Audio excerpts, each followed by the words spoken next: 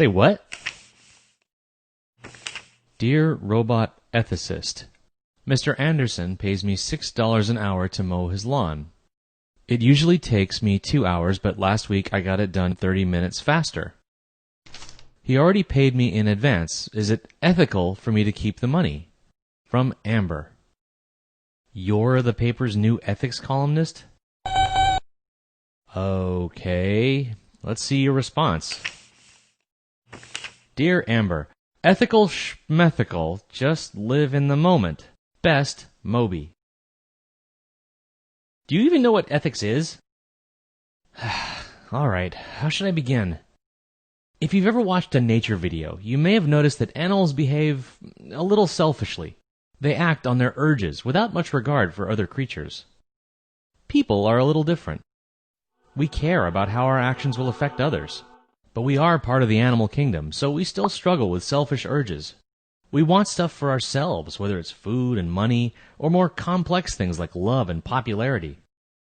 Can you imagine what would happen if everyone acted on these desires? Yep, total breakdown in society.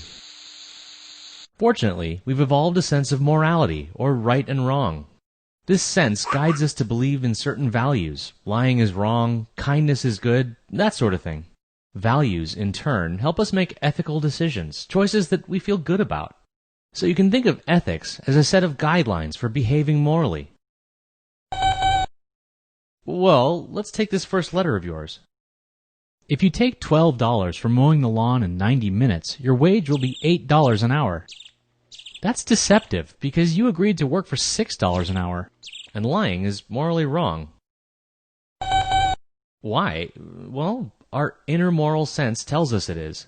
That's why so many ethical systems forbid it. Most religions and philosophies frown on dishonesty. And our legal codes prohibit certain kinds of lying, too. It's a crime to make false statements to the police or in a court of law. And if you're in business, it's illegal to make false claims to the public. It might help Amber to imagine herself in Mr. Anderson's place. No one likes being lied to. Mr. Anderson might not trust her to mow his lawn again if he finds out.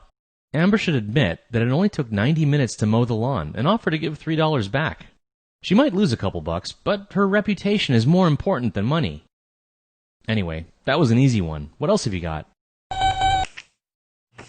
Dear Robot Ethicist, yesterday, I caught my friend Steve cheating off my test. He's never done it before, and he begged me to keep it secret. If his parents find out, he'll be grounded for weeks. What should I do? From Anthony. This one's a bit trickier. We know that cheating is wrong, and every school has rules against it. On the other hand, friendship carries its own ethical obligations. Friends should be loyal and try to help each other out. By telling your teacher, you'd be betraying Steve. Yep, it looks like we've got an ethical dilemma, a situation with no clear-cut right answer. It may seem silly, but making a list of arguments for each action can be super helpful.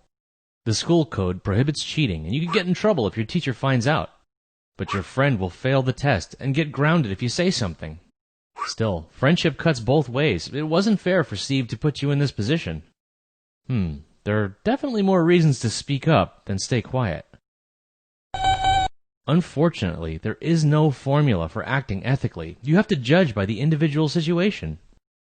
Ask yourself, what solution is fairest to all the people involved? Maybe you and Steve could go to your teacher together and tell her about the situation. Steve could ask for a makeup test or promise to do extra credit to keep his grades up.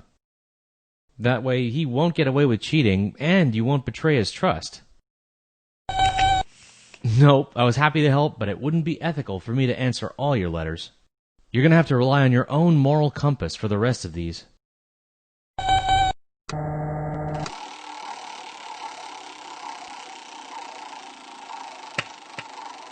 This explains so many things.